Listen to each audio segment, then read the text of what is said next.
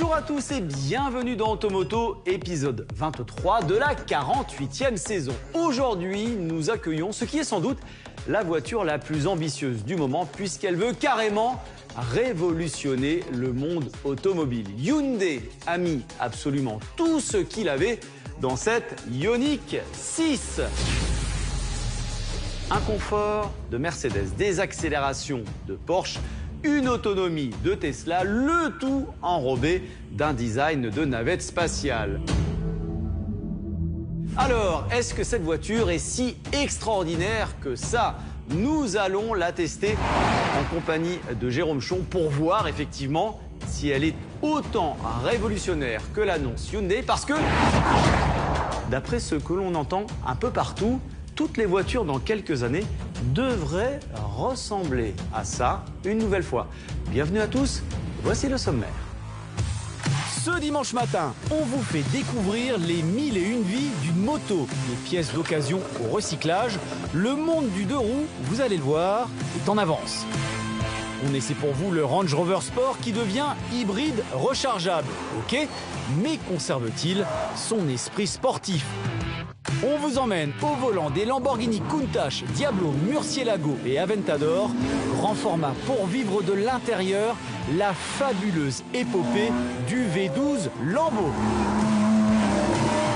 Mais d'abord, place à l'intrigante Hyundai Ioniq 6. Le dessin de cette voiture veut être intelligent, aérodynamique. Ça se traduit par un avant plutôt sobre, un profil original, fluide, et une partie arrière assez déconcertante. Ouais, je sais ce que vous êtes en train de vous dire et franchement, on a tous eu la même réflexion. Mais qu'est-ce que c'est que ce design? Alors, il y a ceux qui adorent et qui vont dire que ça ressemble à un avion furtif ou à une goutte d'eau pour les plus poétiques. Et puis, il y a ceux qui n'aiment pas trop et qui vont dire que ça ressemble à une vieille bouteille. En tout cas, ce qui est sûr, c'est que des dessins comme ça, il n'y en a pas d'autres sur le marché aujourd'hui. Aujourd'hui, en tout cas. Car dans le passé, on a déjà eu ce genre d'idée, toujours avec la même ambition. Regardez. Au début de l'automobile, le style des voitures est carré, abrupt, musclé. Mais en 1923, il y a pile 100 ans, la prestigieuse marque Bugatti surprend son monde avec la Tank. C'est l'un des premiers modèles aérodynamiques. Les monstres de record de vitesse vont reprendre cette nouvelle fluidité dans les années 20, les Sunbeam, Bluebird ou Golden Arrow. Chrysler est peut-être le premier à appliquer cette théorie en série dans les années 30 avec la célèbre Airflow, suivie dans la foulée par Tatra en Europe. Chez nous, la Peugeot 402 reprend elle aussi cette fluidité révolutionnaire. On appelle ça le style Streamliner. La Tucker des années 40 est connue grâce au film de Coppola, mais elle ne se vendra qu'à 52 exemplaires. C'est d'ailleurs le gros défaut de la plupart de ces modèles, l'échec commercial. Le style Streamliner est aérodynamique, oui, mais il ne plaît pas au public. Résultat, les constructeurs l'abandonnent dans les années 50. Bon, si on résume, Jérôme, c'est un design qui n'a jamais marché dans l'histoire de l'automobile. Pourtant, Hyundai y revient. Et pourquoi ça marcherait aujourd'hui? Alors, tout d'abord, parce que l'aérodynamisme est redevenu fondamental pour les voitures. Il ne faut pas oublier que cette Ioniq 6, c'est une voiture électrique. Ouais, parce qu'une voiture électrique, plus elle est aérodynamique, plus elle aura d'autonomie. Bon, exactement. Et donc là, grâce à cette ligne ultra fluide, ce Streamliner, il annonce plus de 600 km d'autonomie. Ce qui ne va pas faire de son design un joli design, on est d'accord? Ouais, alors, on est d'accord. Non, on n'est pas tout à fait d'accord. Est-ce que t'aimes bien le style de la Toyota Prius? Laisse-moi rire. Eh ben pourtant, ça a été un carton commercial. Ouais, c'est parce que la Toyota Prius, elle avait une image de voiture technologique, de voiture moderne, de voiture pertinente. Eh ben c'est exactement la même chose avec cette Ioniq 6. Et Hyundai va essayer de donner à sa voiture une image de voiture technologique, moderne, pertinente. Eh ben justement, Jérôme, il y a quoi comme technologie dans cette navette spatiale?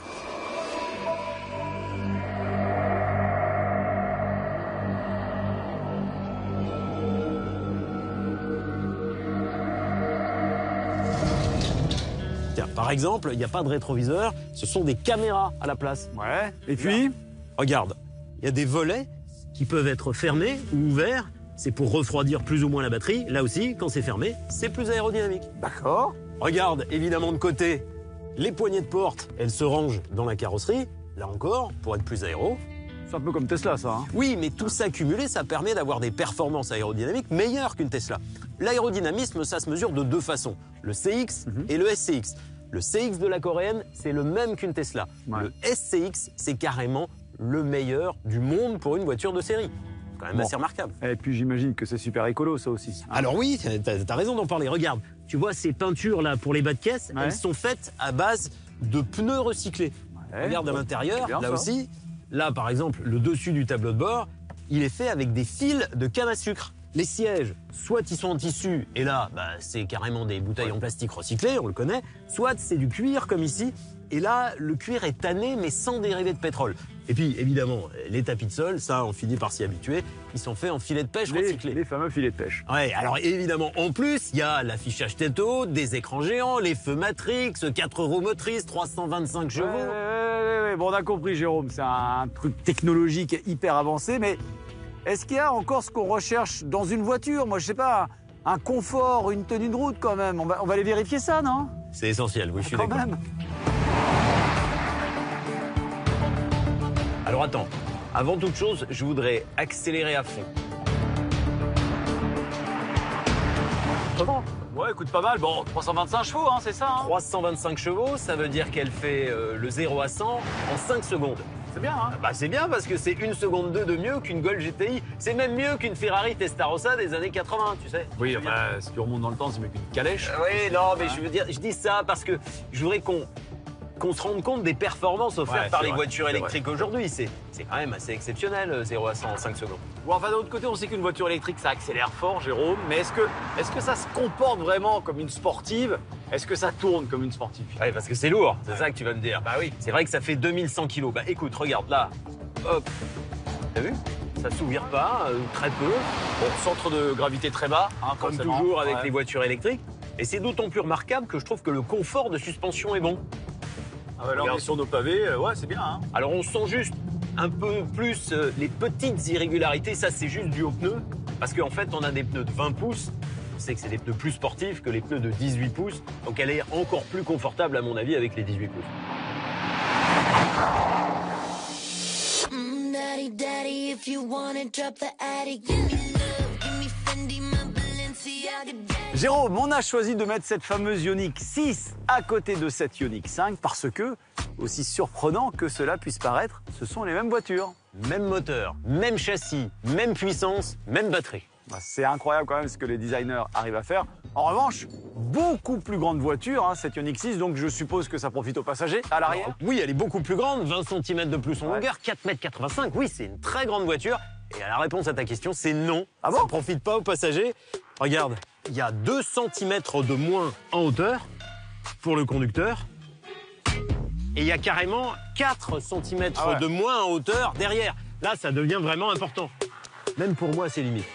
Alors heureusement, regarde-moi cet espace aux jambes, il est, alors là pour le coup, royal. C'est le même dans les deux voitures, et tant mieux.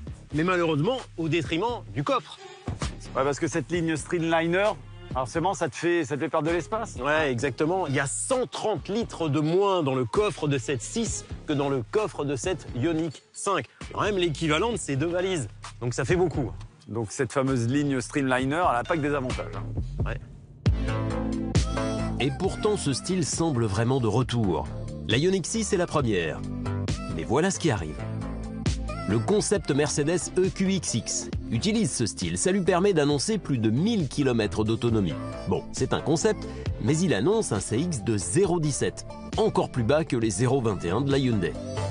La nouvelle marque néerlandaise Lightyear reprend elle aussi la ligne Streamliner. Même chose pour la future Aptera américaine. Et les Tesla, Lucid, Mercedes EQ s'en rapprochent dans leur recherche de pureté aérodynamique. Le Streamliner, c'est une lame de fond idéale pour l'électrique. Tu dis c'est l'idéal, Jérôme, mais il y a vraiment une telle différence d'autonomie entre ces deux voitures. Toi, avec la Ioniq 6, tu as 614 km, hein, c'est ça? Alors, 614 km, c'est en version 2 roues motrices et en version moins puissante. 229 chevaux. Enfin, 229 chevaux, c'est déjà bien, hein. Moi, je trouve que ça peut suffire. C'est aussi avec d'autres jantes, des plus petites jantes de 18 pouces. Nous, on a une version haut de gamme qui est plus puissante, qui a 4 roues motrices et qui a aussi les grandes jantes. Et dans ces conditions, notre modèle, lui, annonce 519 km d'autonomie. J'allais dire 519 seulement. C'est déjà pas mal, hein. C'est 65 km de plus que ta Ioniq 5. Et en version 2 roues motrices, c'est même 110 km de plus que ta Ioniq 5.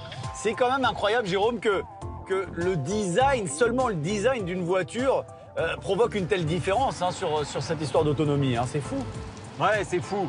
Eh bien, je vais te montrer les autres atouts de la Ioniq 6. Bon, je tenais à ce que tu prennes le volant déjà pour ça, les rétroviseurs caméra. Eh oui, les rétros qui sont à l'intérieur de l'habitacle.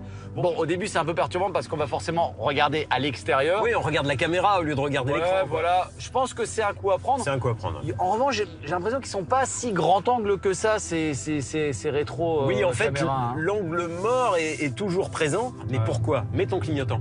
Voilà. T'as un autre écran qui te montre l'angle mort.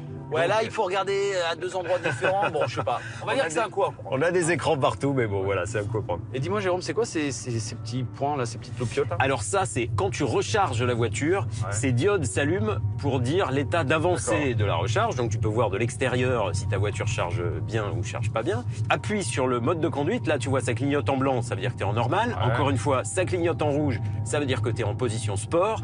Et encore une fois, ça clignote en vert parce que tu es en position éco. Bon, écoute, autrement, effectivement, on est dans une voiture moderne. C'est moderne à l'intérieur, hein. On a l'affichage tête haute, on a ces grands écrans derrière le volant. C'est assez propre, c'est net, hein. Horizontal, vertical, c'est design, c'est moderne. Moi, je trouve qu'on est carrément dans quelque chose d'architectural. C'est de la déco intérieure. Ouais. On est vraiment dans une voiture d'une autre époque, quoi. C'est joli, hein. Ouais, ça le fait. Et alors, attends, arrête-toi maintenant, s'il te plaît. On va sortir de la voiture pour la garer. Regarde, je ferme la voiture, voilà, et j'appuie sur la clé. Ça marche pas à tous les coups.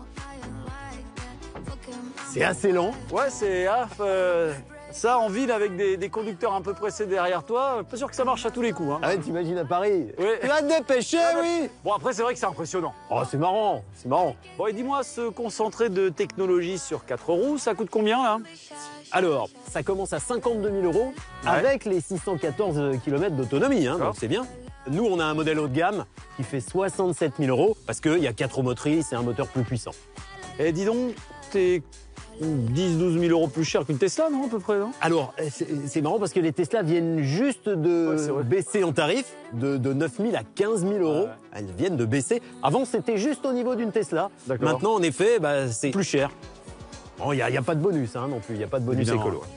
Mais regarde, on arrive plus ou moins au bout là. Hein. Bon, on va laisser Jérôme Chon s'amuser avec sa Ioniq 6. On vous laisse en compagnie d'Automoto Express Hebdo. Et on se retrouve dans la deuxième partie de l'émission. À tout de suite. Dans l'actu cette semaine, deux Lamborghini uniques, Ford de retour en F1 et Fast and Furious 10. Voici les nouvelles Lamborghini Invincible et Authentica, deux modèles uniques animés par un V12 atmosphérique de 780 chevaux, 100% essence. Promis cette fois, elles seront bien les dernières équipées de ce moteur iconique, juste avant l'imminente bascule vers un V12 électrifié pour la prochaine génération. Basé encore une fois sur l'Aventador, ce coupé et ce roadster s'inspirent de la course et rendent hommage à plusieurs modèles très limités eux aussi. Aucun prix n'a été communiqué. Ford va faire son grand retour en Formule 1 à partir de 2026. Près de 20 ans après la vente de son écurie Jaguar Racing à Red Bull, le constructeur américain s'associe cette fois à Red Bull pour développer une unité de puissance hybride de nouvelle génération. Ces nouveaux moteurs animeront les monoplaces AlphaTauri et Red Bull Racing. Dominique Toretto, tu vas savoir ce qu'est la peur, la vraie. Boum! Beaucoup l'attendaient avec impatience, voici la bande-annonce de Fast 10. Censé être le dernier opus de la célèbre saga Fast and Furious, qui sera divisé en deux volets et réalisé par le français Louis Leterrier. Tous les acteurs de cette grande famille seront de la partie avec un nouveau venu, Jason Momoa, dans le rôle du grand méchant. Tout ce qui a fait le succès de ces films est au rendez-vous avec des cascades surréalistes, des voitures ultra préparées et des combats musclés. Sorti en salle le 17 mai. Automoto Express, c'est toute la semaine sur les réseaux sociaux pour rester informé au quotidien.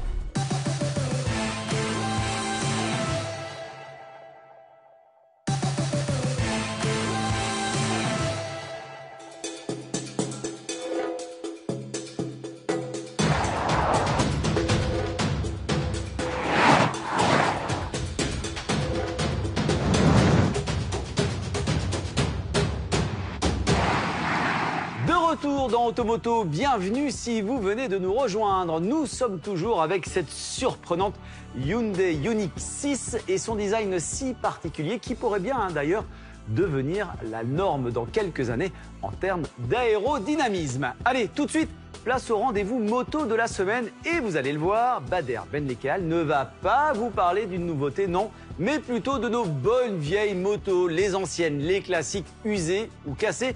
Parce que le monde de la moto est un exemple en matière de recyclage, un exemple d'ailleurs dont pourrait s'inspirer le monde automobile. Les 1001 vies d'une moto, c'est avec Bader Benlekal. Quelle est la durée de vie d'une moto? Bien plus longue que vous ne le pensez. La moto est un véhicule plus petit et plus fragile qu'une voiture. Il est donc aussi plus facile à réparer. En matière de réemploi, le monde de la moto réutilise bien plus les machines abîmées, ce qui augmente d'autant la durée de vie des pièces. Pour en savoir plus, direction l'un des 20 centres agréés en France à la découverte des 1001 vies d'un 2 roues motorisé. Chaque année, 4000 motos sinistrées sont livrées ici. En gros, ça fait une dizaine de véhicules par jour, tous les jours. Et dès leur arrivée, elles sont triées selon leur état. Certaines vont finir en pièces détachées, d'autres vont être reconditionnées et remises à la vente en France, et certaines vont être vendues en l'état pour le marché international. On va aller voir tout de suite comment se passe cette première sélection. Maxime, on va attaquer le déchargement. Première étape, décharger les arrivages quotidiens. Des transporteurs livrent la casse avec des chargements souvent inconnus avant d'ouvrir les camions. Les surprises peuvent être bonnes ou moins bonnes, mais le métier exige un traitement de tout véhicule livré, sans exception. Ça commence par une première inspection. Nous avons plusieurs véhicules à expertiser, des scooters, des roadsters. Là, c'est plus trop un véhicule, là. Là, pour moi, c'est un tas de pièces, ça. Ah non! Esthétiquement, il n'est pas très beau. Mais si le train avant n'est pas touché, ça va se limiter à un support carénage avant, un optique et quelques plastiques. Il y a une vraie expertise parce que moi, si je vois ça, je m'en approche pas. Je me dis, c'est fichu là, on peut rien faire de ce truc, quoi. Chaque histoire est différente. Ce scooter, en dépôt-vente depuis des années, ne trouve pas de propriétaire, malgré un état de fonctionnement proche de la perfection. Premier Incroyable! Ok. Ah, il n'y a pas d'huile. Mais si personne n'en veut dans l'Hexagone, cela ne veut pas dire qu'il sera détruit. Bien au contraire. Martina va leur trouver une nouvelle vie. Chaque jour, elle liste les véhicules exportables. Je pense qu'on peut le destiner au continent africain, à notre client guinéen. Allez, ça marche. Avec la maîtrise de 4 langues et un réseau important, quelques appels suffisent en général pour trouver acquéreur. Si on a une belle arrivage, ça part tout de suite. En fait, je viens sur le parc avec le téléphone, j'envoie par exemple une petite vidéo et c'est parti. Dans 2 secondes, j'ai la réponse. Voilà. Pour ces véhicules, pas besoin de faire de la mécanique, sauf si le client étranger le demande. En revanche, pour les autres, l'atelier de cette casse doit retrousser ses manches. Ici, 2 zones distinctes. Une partie de l'atelier contrôle et remet en état les véhicules réparables, pendant que l'autre met en pièces les véhicules dont l'état ne le permet plus. Pour ces chantiers quotidiens, on commence par dépolluer le véhicule en récupérant et en séparant chaque type de liquide contenu dans la machine. Ensuite, seulement peut commencer le démontage intégral et il faut compter environ une journée pour l'achever. Chaque élément est contrôlé. S'il est en bon état, il est référencé comme pièce détachée d'occasion. Et tout ce qui ne peut plus servir part au recyclage. Dans le bâtiment voisin, le service pièces détachées récupère tout ce qui est bon pour le réemploi. Ici, 4 personnes traitent 100 à 150 pièces par jour. Photo, référencement puis emballage avant stockage géolocalisé. Plus de 55 000 pièces sont référencées ici et environ 20 000 retrouvent un nouvel usage sur la route chaque année. D'un point de vue purement écologique, cela évite la fabrication d'une pièce neuve et son parcours, souvent international, avant d'arriver à bon port. Mais d'ailleurs, qu'est-ce que deviennent les pièces qui n'étaient plus bonnes ? Tous les métaux traités finissent ici, chez un broyeur industriel. Chaque jour, c'est 500 tonnes de métaux qui rentrent dans cette énorme broyeuse. La matière à recycler est posée au départ d'un grand circuit de broyage. Des véhicules entiers sont déchiquetés et mis en morceaux de plus en plus petits, jusqu'à finir triés par gravité naturelle dans des tas de matières uniformes. La suite du tri suit d'autres procédés pour finir par de la matière précise, presque pure. Est-ce qu'une moto est plus facile à valoriser en matière première par rapport à une voiture? Alors, la moto contient plus de métaux proportionnellement. Donc, ce sont des technologies connues et on arrive quand même beaucoup mieux à valoriser les métaux que d'autres résidus qui sont un peu plus compliqués à traiter et à valoriser. Parce que dans une voiture, vous voulez dire qu'il y a plus de plastique, par exemple? Il y a un peu plus de plastique, d'autres produits en mélange qui nous donnent un peu plus de problématiques à recycler et à traiter. De retour à la casse, je découvre une aile pleine à craquer de machines d'occasion. Parmi elles, certaines remises en route et réparées grâce aux pièces de réemploi, ou des lots achetés en France ou à l'étranger, qui peuvent encore circuler plus que dignement. Je vois là des motos qui ont 50 ans et qui sont encore dans un état incroyable. Ça peut encore rouler et c'est vraiment leur donner une seconde chance, quoi, finalement. C'est un peu aussi une façon de lutter contre l'obsolescence programmée, puisqu'en fait, au lieu d'aller les démonter pour en faire de la pièce, si la machine est en bon état et qu'il n'y a pas trop de réparations à faire dessus, ben, c'est des chantiers qu'on va rénover pour les ramener à un état standard d'origine. La cote d'amour des motos des années 70 à 90 est telle qu'il y a un gros potentiel de consommation plutôt que de destruction. Ces motos de collection peuvent encore servir, en loisir comme en utilitaire, en dehors des grandes agglomérations. On fait quelque chose d'utile parce qu'on a un taux aujourd'hui de recyclage qui dépasse les 97%, et puis sur un système qui est autonome, et je pense que pour la moto, on œuvre dans le bon sens, en donnant aussi aux motards la possibilité de réparer leur machine à moindre coût avec des pièces de qualité. Aujourd'hui, une vingtaine d'établissements agréés peuvent gratuitement, et c'est leur obligation, recycler les deux-roues motorisés hors d'usage. Une démarche qu'on ne peut qu'encourager. Actuellement, seuls 30% des deux-roues hors d'usage finissent dans cette filière. La moto possède un haut potentiel de recyclage, une façon efficace de penser à l'environnement.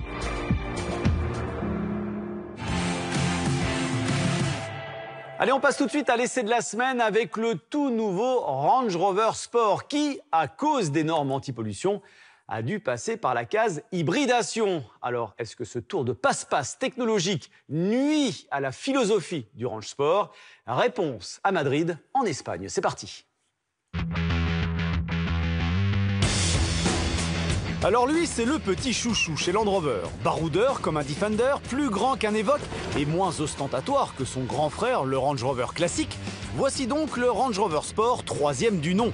Et s'il a longtemps été la star de la gamme, les malus en Europe lui ont fait du mal ces derniers mois. On va en reparler. Mais d'abord, faisons les présentations. Ce Range Sport est à peine plus petit que son grand frère, le Range Rover. Il y a à peu près ça de différence. On retrouve tous les codes stylistiques avec cet avant massif, ce profil comme ça très épuré. Non, le seul truc avec le Range Sport, c'est qu'il a un design plus étiré, plus effilé, plus dynamique. Il est plus bas aussi, on va en reparler. Mais la grosse différence stylistique et visuelle, c'est à l'arrière. Sur le Range classique, les feux sont verticaux. Sur le Range Sport, ils sont horizontaux. À l'intérieur, on est dans le luxe et la sobriété. Mention peut mieux faire pour l'écran de 13,1 pouces, un peu lent et pas assez intuitif. L'espace à l'arrière, lui, est en revanche royal. Le coffre promet 647 litres, sans compter les prises de recharge. On est plutôt dans la moyenne. Nous avions entre les mains la version P510E, ce qui veut dire hybride rechargeable de 510 chevaux. Et il faut bien ça pour tracter le bestiau qui annonce pas loin de 2 tonnes 8. Ouais, c'est beaucoup. L'idée nous est donc venue de le balader sur une petite route, plein de petits virages. Bon, autant vous dire que sur ce type de route, on l'aide pas vraiment à notre brontosaure anglais. Mais en tout cas, C'est assez surprenant parce que, alors évidemment, il y a une suspension pneumatique, évidemment, il y a des roues directrices, évidemment, il y a toute une série de systèmes électroniques qui vont corriger un petit peu le comportement de la voiture. Mais il y a aussi la fée électricité qui intervient. Et comment? Eh bien, elle peut envoyer jusqu'à 1400 Nm de couple électrique, soit sur l'essieu avant, soit sur l'essieu arrière, pour corriger le roulis de ces voitures, parce que c'est le principal défaut de ces gros SUV hauts et lourds, c'est que dans les virages, ils ont vraiment tendance à tanguer. Et là, franchement, ça passe à plat. Mais c'est quand même paradoxal parce que s'il y a du roulis, c'est parce que finalement, cette voiture est lourde. Et si elle est lourde, c'est parce que il y a des batteries. Et pourtant, ce sont ces batteries qui corrigent ce roulis, qui existent parce que la voiture est lourde et parce qu'elle a des batteries.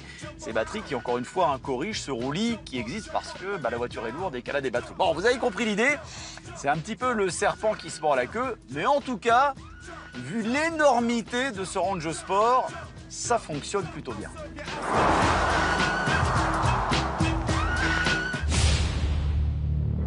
Mais ce que recherchent avant tout les amateurs de Range Rover, c'est évidemment sa capacité d'aller là où les autres ne vont pas. On le sait, quasiment aucun Range Sport n'ira rayer sa jolie peinture et abîmer ses jantes de 23 pouces en tout terrain, mais il reste imbattable dans cet exercice, avec un petit truc en plus sur cette nouvelle génération.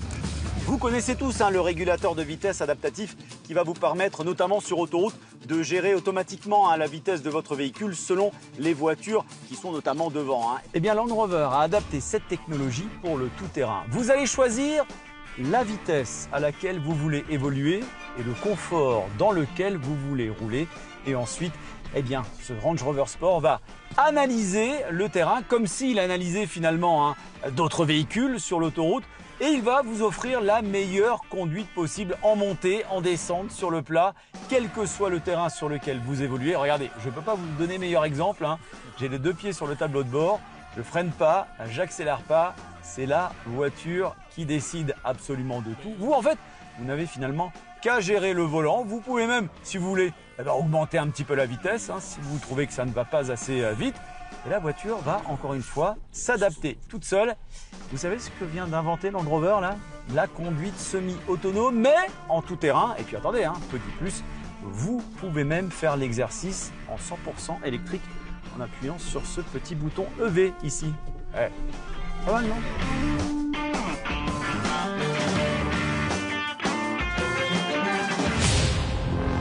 Pour rouler avec ce formidable baroudeur doublé d'une incroyable machine à rouler, il vous faudra débourser au minimum 140 000 € sans les options. Quant à l'utilité de l'avoir en hybride rechargeable, oui pour faire de la ville, non pour partir en voyage. Avec une autonomie réelle en électrique d'environ 90 km, il deviendra ensuite très gourmand avec le seul 6 cylindres essence comme mode de propulsion. Mais le constructeur anglais n'avait pas le choix. Il lui fallait des hybrides pour ne pas mourir sous les coups du malus. Un Range Sport 100% électrique arrivera d'ailleurs d'ici 2 ans pour définitivement régler le problème, ou en tout cas, une partie du problème.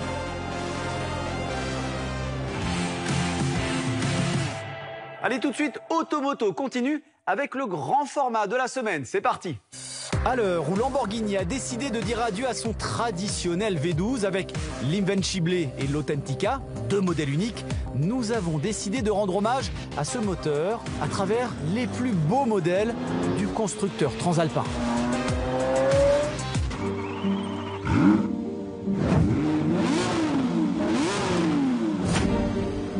Démarrer un V12 atmosphérique est un bonheur rare qui le sera encore plus demain. Chez Lamborghini, après 60 ans de carrière, le roi des moteurs s'apprête à céder une bonne fois pour toutes aux sirènes de l'électrification. Un moindre mal pour l'avenir de cette pièce maîtresse de l'histoire du constructeur italien. Retour sur 6 décennies de V12 Lamborghini. Ferruccio Lamborghini est italien, il fabrique et vend des tracteurs, il est riche et il roule en Ferrari. Oui mais voilà, il leur trouve des défauts. Pour lui, elle pourrait être encore plus performante, mieux construite et surtout plus fiable.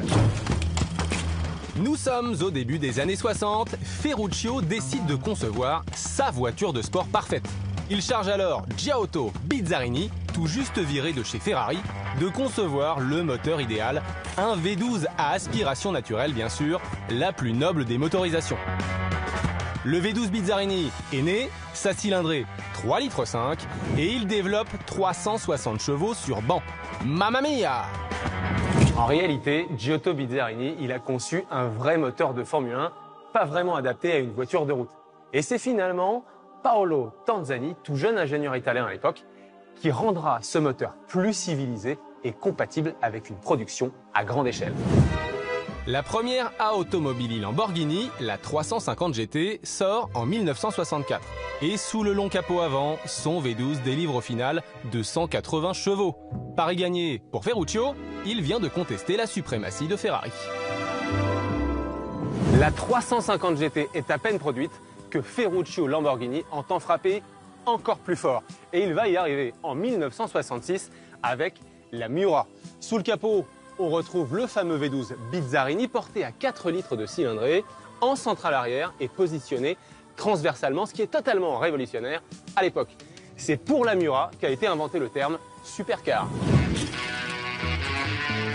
Pour succéder à la légendaire Miura, débarque la non moins légendaire Countach. Le coup de crayon est toujours signé Marcello Gandini, mais ses lignes sont plus futuristes. Le proto est présenté en 1971, la première Countach ne sera produite qu'en 73. Et son V12, encore lui, développe alors 375 chevaux. Il atteindra jusqu'à 455 chevaux dans l'ultime version 25e anniversaire, que voici.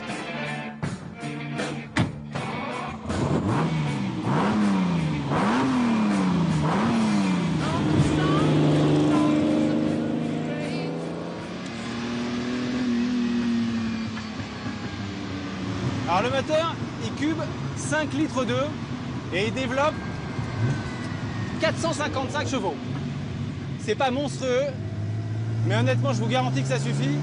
Il n'y a pas de direction assistée, il n'y a pas d'ABS. Je vous parle même pas de contrôle de traction, d'électronique, etc. Dès que ça commence à tourner, il faut avoir des muscles. Ça sent l'essence, tout est dur, je suis pas très bien assis. L'amortissement, là la route est un peu défoncée, mais c'est pas une voiture très confortable.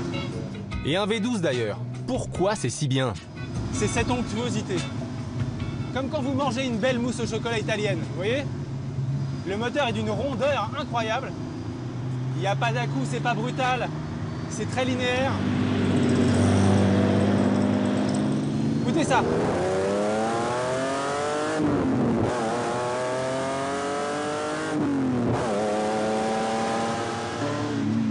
Oh là là là là là là là là là là. Ça me fait penser à une phrase célèbre de Thierry Roland. Un soir d'été 1998, après avoir vécu ça, en effet, je peux mourir tranquille, enfin le plus tard possible. Oui, le plus tard possible, et surtout pas avant d'avoir essayé la Diablo qui remplace la Countach en 1990. Il s'en vendra presque 3000 exemplaires en 11 ans de carrière. La Diablo 6 litres sort juste après le rachat de Lamborghini par Audi. Et ça se voit, les évolutions sont importantes, tant techniquement que visuellement. L'habitacle est mieux fini, l'ergonomie en net progrès. Il y a du cuir partout, pas mal de carbone aussi, et quasiment plus de plastique apparent. Évidemment, son V12 est toujours dérivé du bloc de la 350 GT et sort ici 550 chevaux dans cette version 6 litres.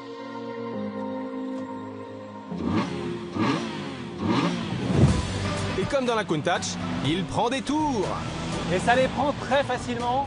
C'est toujours aussi onctueux, toujours aussi linéaire. Mais il y a du couple partout. Ça envoie tout le temps.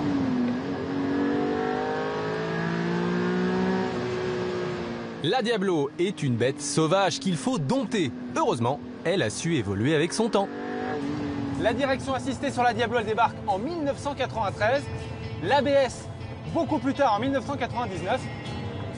Et puis la Diablo, c'est la première supercar Lamborghini à être équipée de 4 roues motrices.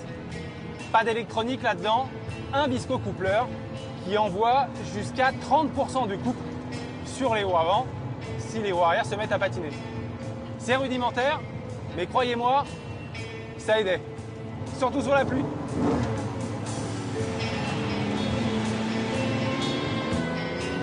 Fin de carrière pour la Diablo, sa remplaçante se nomme Murcielago et elle est dévoilée en 2001. Le style change, pas sa mécanique. Audi veille au grain, mais le V12 Bizzarini est encore de la partie, couplé à une boîte manuelle, puis un peu plus tard, à une boîte auto.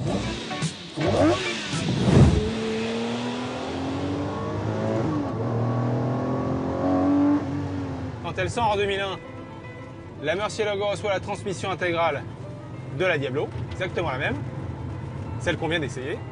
Son V12 délivre alors 580 chevaux, alors que dans cette version Versace limitée, apparue cette fois en 2006, là j'ai une boîte auto, pas de boîte méca, et le V12 Cube 6 litres 5 et délivre 640 chevaux.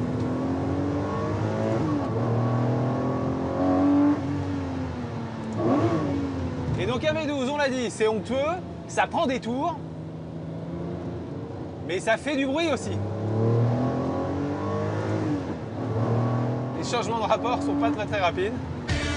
Si la Murcielago marque la fin du V12 Bizzarini après plus de 40 ans de bons et loyaux services, c'est parce que sa remplaçante, l'Aventador, débarque en 2011 avec un tout nouveau V12 cette fois, plus moderne, de 6 litres 5 et 700 chevaux. Plus de 11 000 Aventador ont été produites en un peu plus de 10 ans de carrière, ce qui en fait de très loin le modèle V12 le plus vendu de l'histoire de la marque. La toute dernière version sortie en 2021 se nomme Ultimae et délivre 780 chevaux. Oui, oui, j'ai bien dit 780 chevaux. C'est aussi l'avantage d'un moteur V12 de grosse cylindrée, c'est que ça vous permet aussi de sortir des puissances monstrueuses sans LED de turbo. Et c'est accessoirement le V12 atmosphérique le plus puissant de l'histoire de Lamborghini. Sur un véhicule de série 100 ans, vous avez toujours l'onctuosité, vous avez toujours la prise de tour, l'allonge, qui est totalement incroyable. Et puis cette sonorité qui est jouissive, mais à laquelle on n'aura bientôt plus droit. Et oui, l'Aventador marque, elle, la fin définitive du V12 atmosphérique chez Lamborghini. Quelle tristesse! La voiture est ultra docile. C'est ça qui change aussi particulièrement par rapport évidemment à la Countach. Quand vous commencez à rouler, ça devient un peu pointu, mais c'est une voiture extrêmement civilisée et presque facile.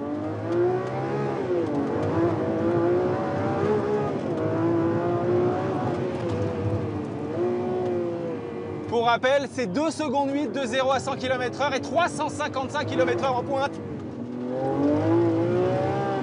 Oh la poussée! Et le bruit, ça me donne les frissons. Je vous laisse en profiter un peu. J'en profite aussi.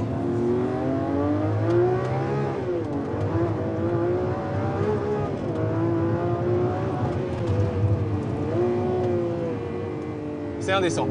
Quel bonheur. Oh là là, il va nous manquer ce V12. Il va vraiment nous manquer. Une page se tourne chez Lamborghini, le constructeur l'a annoncé, sa prochaine supercar sera donc hybride, mais qu'on se rassure, toujours dotée d'un V12.